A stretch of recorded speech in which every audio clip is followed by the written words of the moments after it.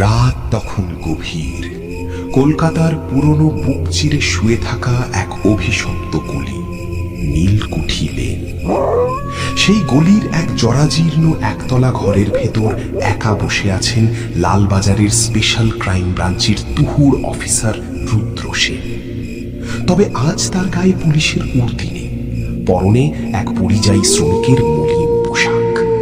নিজের ঘরের মেঝের দিকে তাকিয়ে রুদ্রের চোখ দুটো তখন আতঙ্কে ঠিকরে বেরিয়ে আসার উপক্রম। তার ভারী নিঃশ্বাসের শব্দে ঘরের বাতাস কাঁপছে। কি জানলার ওপাশে? রজনীবাবু, আপনি? না, কোনো উত্তর নেই।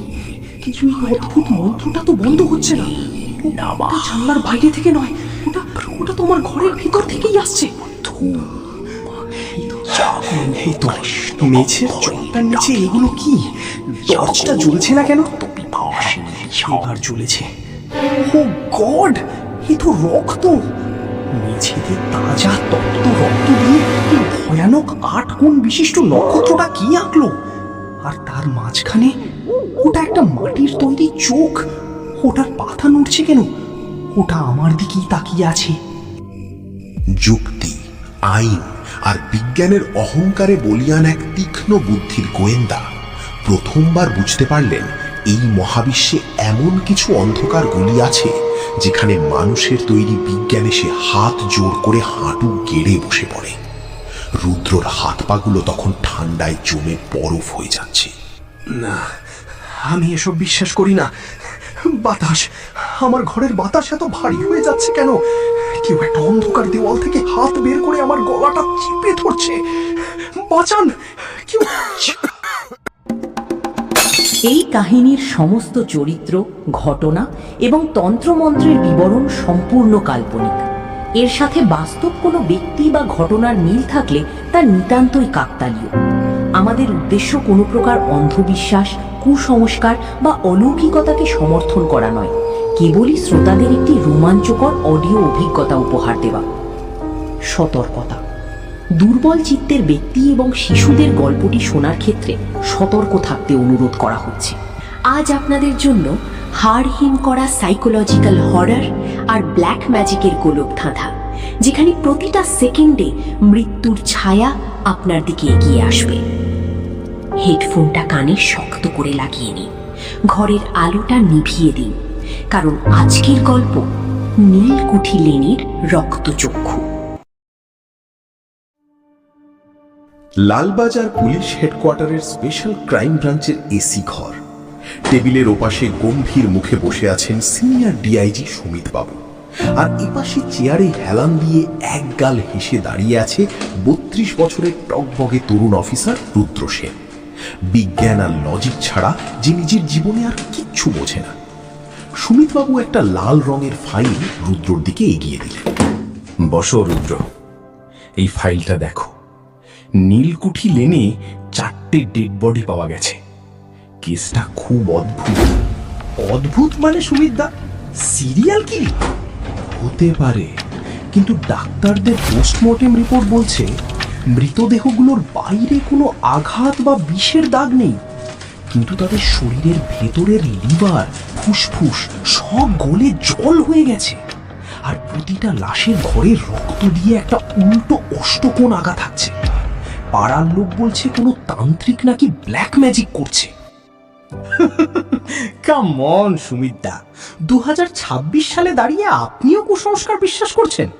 কোনো সাইকোপ্যাথ ক্রিমিনাল কোনো বিশেষ কেমিক্যাল ব্যবহার করে পুলিশকে বিভ্রান্ত করার জন্য এই তান্ত্রিক নাটক সাজাচ্ছে।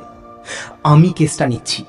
রতন নামের এক পরিযায়ী রাজমিস্ত্রি সেজে আমি কাল থেকেই নীলকুঠি লেনে থাকবো। পরিকল্পনা মতোই কাজ হলো। রুদ্র সেন হয়ে গেল রতন। নীলকুঠি লেনের একদম শেষ প্রান্তে, যেখানে পাড়াটা শেষ হয়ে একটা জঙ্গল আর জলাভূমিতে মিশেছে, সেখানকার একটা জরাজীর্ণ স্যাঁতস্যাঁতে একতলা ঘর ভাড়া নিল সে। ঘরটার ঠিক পেছনেই ছিল একটা মস্ত বড় নিঝুম জমি, যেখানে একা এক বুড়ো মানুষকে দেখা যেত ভোর থেকে সন্ধে পর্যন্ত চাষবাস করতে। লোকটার নাম রজনীবাবু। পাড়ার কেউ তার ত্রিসীমানায় ঘেঁষে না, কিন্তু রতন যেদিন ঘরটা ভাড়া নিয়ে প্রথম বিকেলে দাওয়ায় বসলো, রজনীবাবু নিজে থেকেই কোদালটা কাঁধে নিয়ে তার ঘরের সামনে এসে দাঁড়ালো। কি হে ছোকরা, নতুন এলে বুঝি পাড়ায়? ঘরটা কেমন পছন্দ হলো? হ্যাঁ বাবু, আমি রতন, রাজমিস্ত্রির কাজ করি। ঘরটা সস্তায় পেলাম তো তাই। সস্তায় তো পাবেই ভাই। এই ঘরে যে আগে থাকতো সে তো আর সকালের আলো দেখতে পাইনি।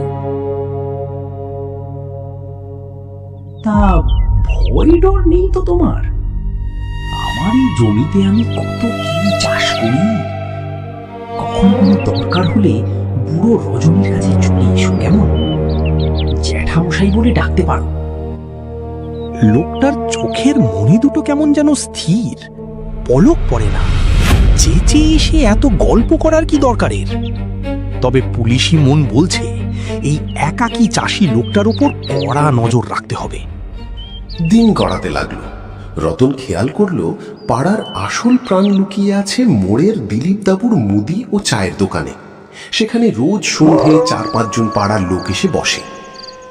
কিন্তু সেই আড্ডায় এক অদ্ভুত থমথমে পরিবেশ। রতন একদিন সন্ধে বিড়ি কিনতে দিলীপবাবুর দোকানে গেল। সেখানে তখন বসে আছেন শিবু দাদু, নিতাই আর বিশু।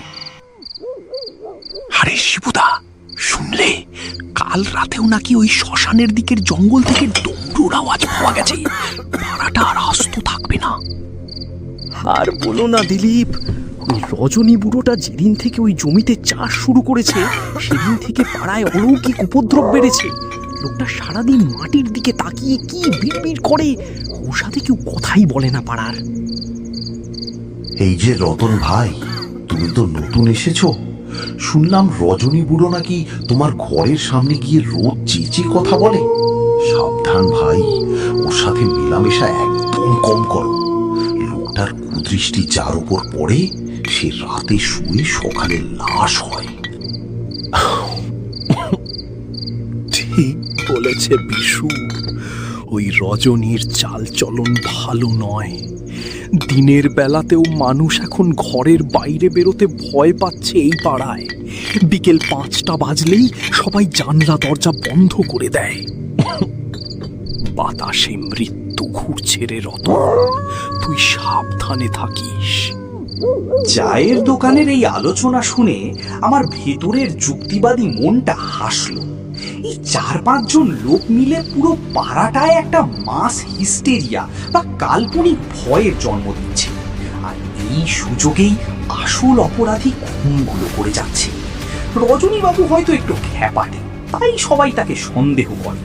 অলৌকিক বলে কিচ্ছু নেই, আমি আসল খুনিকে ধরেই ছাড়ব। কিন্তু রুদ্রর সেই বিজ্ঞানের অহংকার ধুলোয় মিশে গেল যখন পাড়ায় হুট করে বিশ্বম্ভরের বডি পাওয়া গেল। বিশ্বম্ভরের সাথে রজনীবাবুর একটা সামান্য তর্ক হয়েছিল তার জমির সীমানা নিয়ে। বিশ্বম্ভরের খবর পেয়ে রতন যখন ভিড়ের মধ্যে মিশে ও শোয়ার ঘরে ঢুকল, তার শির দাঁড়া দিয়ে একটা ঠান্ডা স্রোত বেরিয়ে গেল। কি ঘরের দরজাটা তো ভেতর থেকে মোটা লোহার খিল দিয়ে শক্ত করে বন্ধ ছিল। জানলার গ্রিলগুলো সম্পূর্ণ আস্ত। কোনো মানুষ বাইরে থেকে এসে ঘরে কোনো গ্যাস বা কেমিক্যাল ছড়াবে তার কোনো বৈজ্ঞানিক উপায় নেই। শরীরটা একদম কাঠ কয়লার মতো কালো আর শুকিয়ে গেল কি করে? রুদ্রের চোখ গেল ঘরের দেওয়ালে। সেখানে তাজা লাল রক্ত দিয়ে আঁকা রয়েছে সেই অভিশপ্ত উল্টো অষ্টকোণ চক্র। আর মেঝের ঠিক মাঝখানে পড়ে আছে একটা মাটির ডেলা, অবিকল একটা মানুষের চোখের অবয়ব। গড, এই মাটির চোখটা থেকে এখনো টপ টপ করে গরম রক্ত গড়িয়ে মেঝেতে পড়ছে। এটা কোনো কেমিক্যাল নয়, এ তো একেবারে টাটকা মানুষের রক্ত। একজন নাস্তিক গোয়েন্দা হিসাবে আমার সমস্ত লজিক এবার এক ভয়ানক দেওয়ালে এসে ধাক্কা খেল। বিশ্বম্ভরের ওই রহস্যময় মৃত্যুর পর রুদ্রসেন ওরফে রতনের রাতের ঘুম উড়ে গিয়েছিল। সে বুঝতে পারছিল রজনীবাবুর কুটিরের ভেতর না ঢুকলে কোনো আসল ক্লু পাওয়া যাবে না, কিন্তু কোনো উছিলা ছাড়া হুট করে ঘরে ঢুকলে রজনীবাবু সন্দেহ করতে পারে। সেদিন বিকেলে রজনীবাবুর কুটিরের ঠিক সামনের জমিটায় একটা পাথরের ওপর বসে রতন বিড়ি খাচ্ছিল আর মনে মনে ভাবছিল কোন উছিলায় আজ বুড়োর ঘরে ঢোকা যায়। ঠিক তখনই যেন ভাগ্যদেবী নিজে এসে রুদ্র সহায় হলেন। কুটিরের কাঠের দরজাটা খুলে বাইরে এলেন রজনীবাবু। রতনকে বিড়ি খেতে দেখে তিনি নিজে থেকেই একটু গা পড়া স্বভাবের মতো হেসে ডেকে উঠলেন। এই যে রতন ভাই, বলি একটু এদিকে আসবে বাবা, একটু দরকার ছিল তোমার মতো জোয়ান ছেলের। আরে এ তো একেবারে সোনায় সোহাগা। হ্যাঁ জ্যাঠামশাই, সে বলুন কি হয়েছে? আর বলো না ভাই, ঘরের ভেতরে সিলিংয়ের ওই বাঁশটার ওপর একটা মেহগনি কাঠের ভারী বাক্স তোলা আছে। আজ ওটার বড্ড দরকার। আমার এই বুড়ো হাড়ে তো আর অত উঁচুতে হাত পৌঁছায় না, আর ভারী জিনিসটা নামাতে গেলে কোমরটাই মটকে যাবে। তুমি তো রাজমিস্ত্রির কাজ করো, একটু বাক্সটা পেরে দেবে আমার ঘর থেকে? এই তো সুযোগ, এই বাক্সটার কথাই তো চায়ের দোকানে শুনছিলাম। আরে জ্যাঠামশাই, এ তো সামান্য কাজ, চলুন চলুন আমি নামিয়ে দিচ্ছি। কুটিরের ভেতরে পা রাখতেই রুদ্র নাকে এলো একটা অদ্ভুত কুমট স্যাঁতস্যাঁতে গন্ধ, ঠিক যেন বহু পুরনো কোনো শ্মশানের মাটি আর পচা ফুলের গন্ধ একসাথে মিশে গেছে। রুদ্র উপরের দিকে তাকাতেই তার কাঁটা শিউরে উঠল। কুটিরের সিলিং জুড়ে কাঁথারি কাঁথারি মাকড়সা ঝুলছে, আর তাদের তৈরি ঘন জালগুলো চটের মতো নিচে ঝুলে আছে। আর ঠিক মাঝখানের একটা মোটা বাঁশের উপর রাখা আছে সেই ছোট পুরনো মেহগানি কাঠের বাক্সটা। জ্যাঠামশাই, এই বাক্সটাই তো? দাঁড়ান আমি পেরে দিচ্ছি।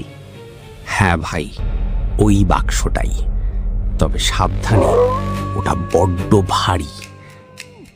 হাত ফসকে পড়ে গেলে কিন্তু অনর্থ ঘটে যাবে। রুদ্র নিজের পেশাদার শক্ত হাতে মেহগনি বাক্সটি সিলিংয়ের বাঁশ থেকে পেড়ে নিচের জরাজীর্ণ টেবিলটার ওপর নামিয়ে রাখল। ঠিক তখনই এক অদ্ভুত কাকতালীয় ঘটনা ঘটল।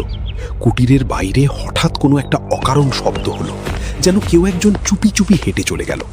রজনীবাবু চমকে উঠে ঘরের জানলার দিকে তাকালেন। এ কি, বাইরে ওটা কে গেল? রতন ভাই, তুমি একটু বসো, আমি চট করে বাইরেটা থেকে একবার দেখে আসছি। কোনো অবাধ্য জীব বোধহয় আমার জমিতে ঢুকেছে। রজনীবাবু কুটির থেকে বাইরে বেরোনো মাত্রই রুদ্র সেনের ভেতরের সেই চতুর পুলিশ অফিসার জাগ্রত হয়ে উঠল। সে ভাবল এর চেয়ে বড় সুযোগ আর পাবে না। সে দ্রুত টেবিলের দিকে এগিয়ে গেল। বুকের ভেতর হৃদস্পন্দন তখন দ্বিগুণ বেগে আছাড় খাচ্ছে। কৌতূহল আর কর্তব্যের টানে সে মেহগনি বাক্সটার ডালাটা খোলার চেষ্টা করল। বাক্সটা লক করা ছিল না। আলগা হতে সেটার ফাঁক দিয়ে ভেতরে দেখার চেষ্টা করল রুদ্র। কিন্তু ভেতরের জিনিসটা রুদ্রর চোখের সামনে পুরোপুরি স্পষ্ট হওয়ার আগেই সিলিংয়ের মাকড়সার ঘন জাল থেকে ছিঁড়ে একটা কুচকুচে কালো বিশাল বিষাক্ত মাকড়সা সরাসরি এসে পড়ল রুদ্রর ডান হাতের আঙুলের ওপর। রুদ্র ব্যথায় হাতটা সরিয়ে নিতে যাবে, ঠিক তখনই ঘরের তাপমাত্রা যেন মাইনাসে নেমে গেল। পেছনে তাকিয়ে রুদ্র দেখল রজনীবাবু কখন যে নিঃশব্দে ঘরের ভেতর ঢুকে তার ঠিক পেছনে এসে দাঁড়িয়েছেন সে টেরই পায়নি। তবে রজনীবাবুর মুখের সেই স্বাভাবিক অমায়িক ভাবটা আর নেই। তার চোখের মনি দুটো এখন স্থির, আর তার গলা দিয়ে বেরোচ্ছে এক সম্পূর্ণ ভিন্ন, অত্যন্ত গম্ভীর ও অমানুষিক পৈশাচিক স্বর। মানুষের কৌতূহল বড় ভয়ানক জিনিস রতন ভাই। যে বাক্স বাঁশের ওপর বন্ধ ছিল তাকে বন্ধই থাকতে দিতে হয়। আমার অনুপস্থিতিতে ওটার ডালা খোলার যে চেষ্টা তুমি করলে, ওটার ভেতর যা লুকিয়ে আছে তা সহ্য করার ক্ষমতা এই হাড় মাংসের শরীরের থাকে না। না মানে জ্যাঠামশাই, আমি তো জাস্ট দেখছিলাম বাক্সটা ঠিক আছে কিনা। তা জ্যাঠামশাই, পাড়ার লোক কিন্তু আপনাকে নিয়ে খুব আজে বাজে কথা বলছে। কদিন ধরে যা ঘটছে পাড়ায়, সবাই বলছে আপনি নাকি কি সব পিশাচিনী বিদ্যা জানেন। পাড়ার লোক? ওরা তো কীট পতঙ্গ রতন, ওরা জন্মায় আর মরে। পিশাচিনী কোনো বিদ্যা নয় ভাই, ওটা একটা খিদে। এই যে বিশ্ব ব্রহ্মাণ্ড দেখছো, এর একটা অন্ধকার পিঠ আছে। যখন কোনো মানুষ সেই অন্ধকারের সাথে চুক্তি করে, তখন চারপাশের বাতাস ভারী হয়ে যায়। পিশাচিনীরা তখন রক্তের তৃষ্ণায় করে। আর শুনবে, ওরা কিন্তু দূর থেকে ছায়া দেখেই চিনে নেয় কে আসল শ্রমিক আর কি ছদ্মবেশী শিকারী। রজনীবাবুর শেষ কথাটা রুদ্রের মগজে যেন একটা তপ্ত তীরের মতো বিঁধল। ছদ্মবেশী শিকারী মানে? রজনীবাবু কি তবে বুঝে গেছে যে সে সাধারণ পরিযায়ী শ্রমিক বা মিস্ত্রি নয়, বরং লালবাজারের স্পেশাল ক্রাইম ব্রাঞ্চের পুলিশ অফিসার? রজনীবাবুর চোখের মণি দুটো তখন আগুনের মতো জ্বলছে, আর ঘরের মাকড়সাগুলো যেন সিলিং থেকে আস্তে আস্তে নিচে নেমে আসতে শুরু করেছে। ঘরের কুমোট ভাবটা এত বেড়ে গেল যে রুদ্রের দম আটকে আসতে লাগলো। একজন ঝানু পুলিশ অফিসারের যুক্তিবাদী মনের ভেতরে প্রথমবার একটা অজানা আদিম ভয়ের জন্ম নিল। ও আচ্ছা জ্যাঠামশাই, বাক্স তো নেমে গেছে, আমার আবার ওদিকে কাজের তাড়া আছে। আজ আসি জ্যাঠামশাই, বড্ড দেরি হয়ে গেল। এসো রতন ভাই। তবে মনে রেখো, অমাবস্যার রাত কিন্তু সামনেই, নিজের ছায়াটা সামলে রেখো। কুটির থেকে বাইরে আসতেই রুদ্র ফুসফুস করে বাইরের খোলা বাতাস নিল। তার গা দিয়ে তখন ঠান্ডা ঘাম ঝরছে। তবে তার তীক্ষ্ণ যুক্তিবাদী মন নিজেকে বোঝাতে লাগলো, না, ওটা ভয় নয়, লোকটা আসলে একটা উন্মাদ খ্যাপাটে সাইকোপ্যাথ। তাই ও এরকম রূপক দিয়ে ভয় দেখানোর কথা বলছে। ও কোনো ব্ল্যাক ম্যাজিক জানে না। ও আসলে আমাকে পুলিশ বলে সন্দেহ করছে। আমাকে আরো সতর্ক হতে হবে। কুটির থেকে কিছুটা হেঁটে গলির মোড়ে আসতেই অন্ধকারের মধ্য থেকে লাঠির ঠক ঠক শব্দ করে রুদ্রর সামনে এসে দাঁড়ালেন প্রবীণ শিবু দাদু। ওরে রতন, তুই রজনী বুড়োর ঘর থেকে বেরোচ্ছিস? তোকে না বারণ করেছিলাম ওর ছায়াও মারাবি না? ওই ওনার একটা ভারী বাক্স সিলিং থেকে পেড়ে দিতে ডেকেছিলেন, তাই গিয়েছিলাম। আর উনি তো বুড়ো মানুষ, চাষবাস করেন, ওনাকে এত ভয় পাওয়ার কি আছে? তুই বুঝছিস না রতন, তুই নতুন এসেছিস। ও চাষি নয় রে ভাই। ও মাটিতে যা পুঁতে রাখে তা কোনো ফসল নয়, ওগুলো মানুষের আয়ু। পাড়ার লোক দেখেছে ও মাঝরাতে জমিতে বসে পিশাচিনীদের রক্ত দেয়। এবার ষষ্ঠ বলির সময় হয়ে এসেছে। তুই ওর ঘরে ঢুকে বড্ড বড় ভুল করলি বাবা। এবার তোকে ওরা ছাড়বে না। তুই এই পাড়া ছেড়ে পালিয়ে যা রতন, পালিয়ে যা। শিবু দাদুর কথাগুলো রুদ্রর কানের কাছে বাজতে লাগলো। সে তার ঘরের দিকে পা বাড়ালো ঠিকই, কিন্তু তার অবচেতনে কোথাও একটা নিদারুণ বিপদের ঘণ্টা বাজতে শুরু করেছিল। শিবু দাদুর কাছ থেকে রজনীবাবুর মাঝরাতের তান্ত্রিক ক্রিয়াকলাপের কথা শোনার পর রুদ্র ওরফে রতনের যুক্তিবাদী মন শান্ত থাকতে পারছিল না। পাড়ার লোক যাকে পিশাচিনী সাধনা বলছে, তার পিছনে কোনো ধূর্ত মানুষের হাত নেই তো? রজনীবাবুর নাম ভাঙিয়ে অন্য কেউ ওই খুনগুলো করছে না তো? এই সত্য উদ্ঘাটন করতে অমাবস্যার দিন চারেক আগে থেকেই রতন সুকৌশলে তদন্ত শুরু করলো। সে মৃত নিতাই আর বিস্তম্ভরের পরিবারের লোকজনের সাথে দেখা করল। একজন সাধারণ সহমর্মী প্রতিবেশীর ছদ্মবেশে সে তাদের জিজ্ঞেস করল, আচ্ছা কাকিমা, নিতাইয়ের কি পাড়ায় কারো সাথে কোনো শত্রুতা ছিল? কোনো টাকার লেনদেন বা জমি নিয়ে ঝামেলা? না রে বাবা, আমার ছেলেটা বড্ড শান্ত ছিল। কারোর সাথে একটা ঝগড়া পর্যন্ত কোনোদিন হয়নি। ও যে কেন এভাবে আমাদের ছেড়ে চলে গেল। বিশ্বম্ভরের পরিবারও একই কথা জানালো। কোনো শত্রুতা নেই, কোনো মোটিভ নেই। রুদ্র সেনের ঝানু পুলিশি মগজও কোনো কুল কিনারা পাচ্ছিল না। যদি কোনো মানুষের শত্রুতা না থাকে, তবে এই নৃশংস খুনের উদ্দেশ্য কি? তবে কি সত্যিই কোনো অতিপ্রাকৃতিক অন্ধকারের পেছনে কাজ করছে? রুদ্র লজিক আর ম্যাজিকের এই লড়াইয়ে ক্রমশ যেন লজিক হেরে যাচ্ছে।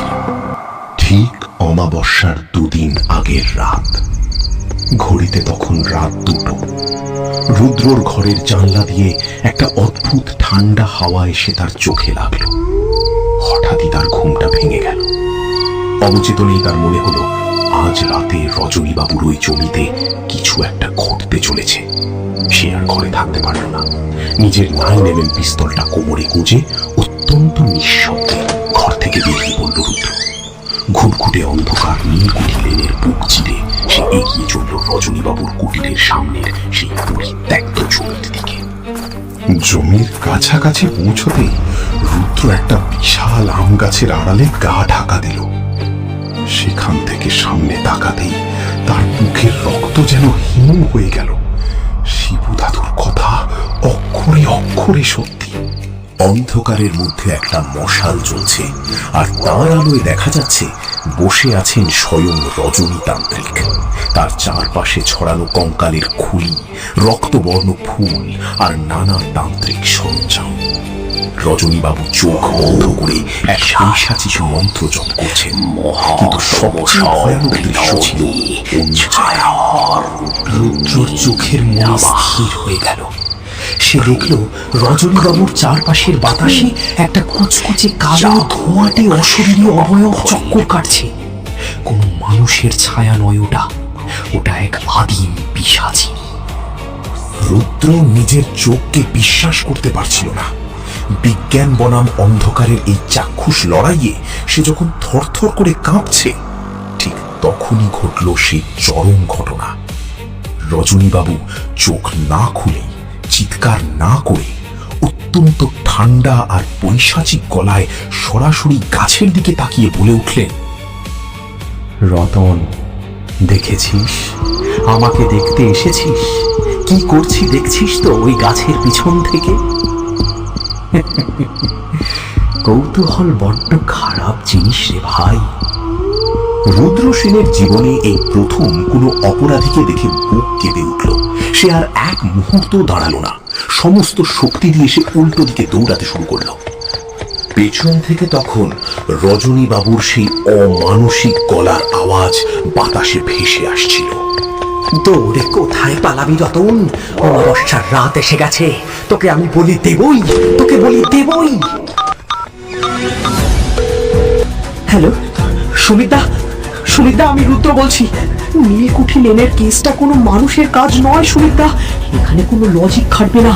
রজনীবাবু ও একটা জ্যান্ত শয়তান, ও তন্ত্র সাধনা করছে। আমি নিজের চোখে পিশাচিনি দেখেছি। ও আমাকে চিনে ফেলেছে সুমিতদা, ও আমাকে মেরে ফেলবে। আপনি ফোর্স পাঠান সুমিতদা, ফোর্স পাঠান। শান্ত হও রুদ্র, তুমি একজন পুলিশ অফিসার, মাথা ঠান্ডা করো। আমি অমাবস্যার রাতেই পুরো ফোর্স নিয়ে ছদ্মবেশে নীলকুঠি লেন ঘিরে ফেলবো। তুমি নিজেকে সাবধানে রাখো। কিন্তু সেই রাতের পর থেকে রুদ্র সেনের ভেতরটা যেন পুরোপুরি বদলে গেল। সেই চনমনে যুক্তিবাদী পুলিশ অফিসারটা যেন এক লহমায় মরে গেল। সে চরম ঝিম মারা এক অদ্ভুত অবস্থায় চলে গেল। সকালে সে আর কাজে বেরোয় না, চায়ের দোকানে গিয়ে আড্ডাও দেয় না, ঘরের কোণে চুপচাপ বসে থাকে, চোখ দুটো শূন্য। কি হে রতন ভাই, শরীর খারাপ নাকি? কদিন ধরে কাজে যাচ্ছ না, চায়ের দোকানেও আসছো না, কি হয়েছে তোমার? রতন জানলা দিয়ে দিলীপ দাদুর দিকে তাকালো, কিন্তু কোনো উত্তর দিল না। তার ঠোঁট দুটো যেন সিল করে দেওয়া হয়েছে। সে শুধু মনে মনে গুনছিল, আর মাত্র কয়েক ঘন্টা, তারপরই সেই ঘোর অমাবস্যার রাত। অবশেষে এলো সেই অভিশপ্ত ঘোর অমাবস্যার রাত। কদিন ধরে ঝিম মেরে থাকা রুদ্র ওরফে রতন আজ বিছানায় নিঃসাড় হয়ে শুয়েছিল। হাত পা নাড়ানোর ক্ষমতাটুকু যেন তার লোপ পেয়েছে। বাতাসে এক অসুর থমথমে নীল ভাব। হঠাৎ রুদ্রের কানের পর্দা কাঁপিয়ে জানলার ওপাশ থেকে ভেসে এলো সেই চেনা হাড়হীন করা মন্ত্র জপের আওয়াজ। ওম কঙ্কাল নেই, ঘোর রূপিন নেই, রক্ত চামুণ্ডায় নমঃ। রুদ্র সেন, তোর সময় শেষ। রুদ্রের অবশ মগজ চিৎকার করে উঠল, রজনী এসে গেছে। সে চোখ খোলার চেষ্টা করল, আর তখনই এক অলৌকিক অতি প্রাকৃতিক কাণ্ড ঘটতে দেখল সে। ঘরের দেওয়ালে আর মেঝের পুরনো সিমেন্টের উপর কোনো দৃশ্যমান হাত ছাড়াই নিজে থেকেই যেন অদৃশ্য কোনো কালির টানে তরতর করে আঁকা হয়ে গেল সেই মরণ প্রতীক, উল্টো অষ্টকোণ চক্র। আর সেই আঁকা শেষ হতেই ঘরের কাঠের দরজার খিলটা নিজে থেকেই ছিটকে খুলে গেল। দরজার মুখ দিয়ে ঘরের ভেতরে প্রবেশ করলেন রজনীতান্ত্রিক। তার কাঁধে কোনো ধারালো অস্ত্র নেই, কিন্তু তার চারপাশের বাতাসটাই যেন সাক্ষাৎ মৃত্যু। তিনি মেঝের সেই অষ্টকোণ চক্রের চারপাশে একে একে সাজিয়ে দিলেন মানুষের মাথার খুলি, মারণ মাটির চোখ আর শ্মশানের ছাই। রজনীবাবু রুদ্রর বিছানার সামনে এসে এক পৈশাচিক অট্টহাসি হেসে উঠলেন। ভেবেছিলি পুলিশি বুদ্ধি দিয়ে এই আগুন অন্ধকারকে আটকাবি? আজ তোর এই হাড় মাংসের খোলসটা পড়ে থাকবে মেঝেতে, আর তোর ভেতর থেকে তোর পরমায়ু, তোর আত্মাকে চুষে নেবে আমার পিশাচিনীরা। রজনীবাবু মেঝের ওপর বসে রুদ্রের দিকে হাত বাড়িয়ে তীব্র গতিতে মন্ত্র করতে শুরু করলেন।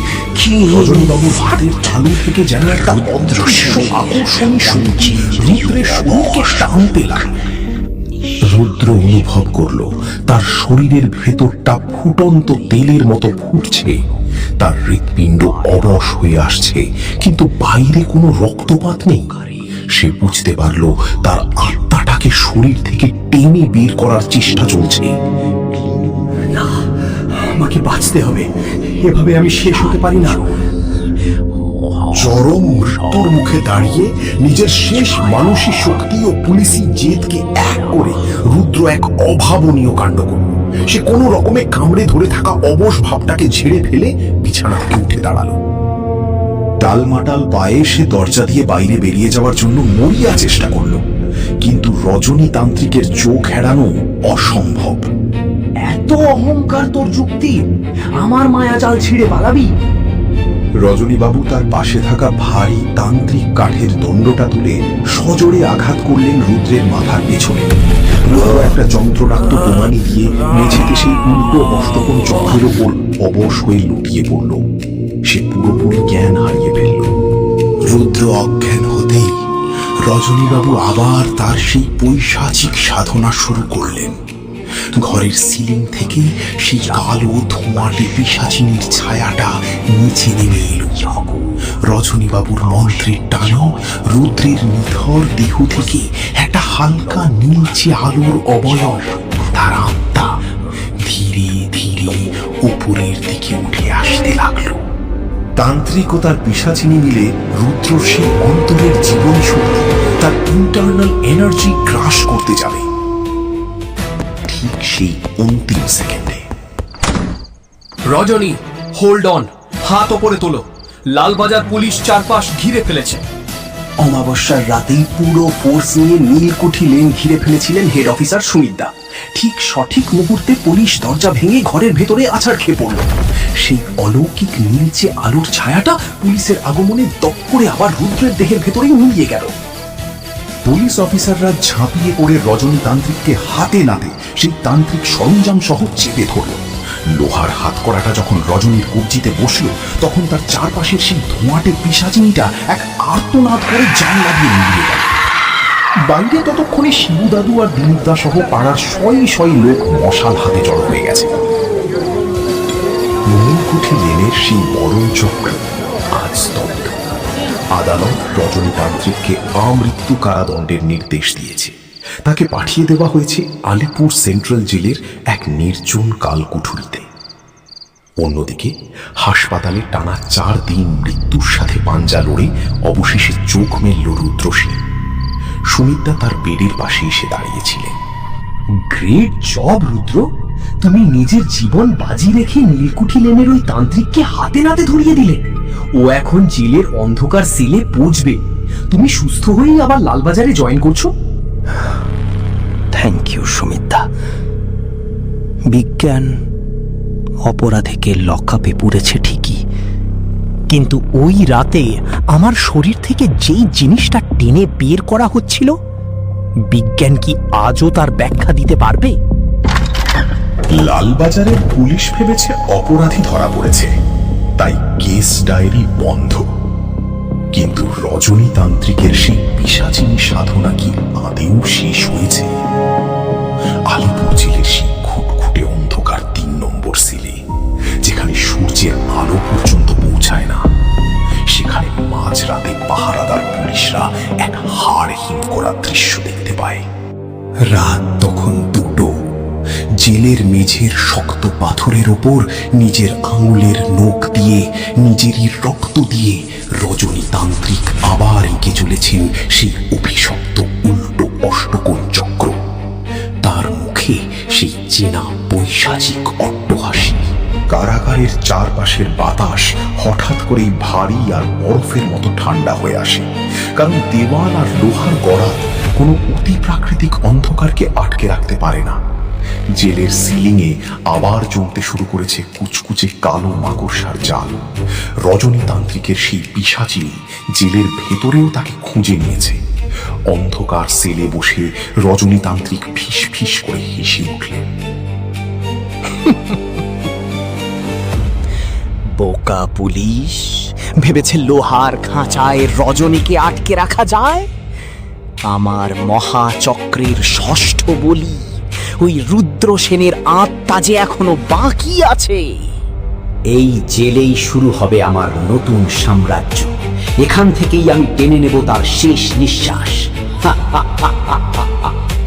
অন্ধকার জেলের সেই কালকুঠুরি থেকে ভেসে আসা অট্টহাসির সাথেই শেষ হলো নীলকুঠি লেনের এই রহস্য।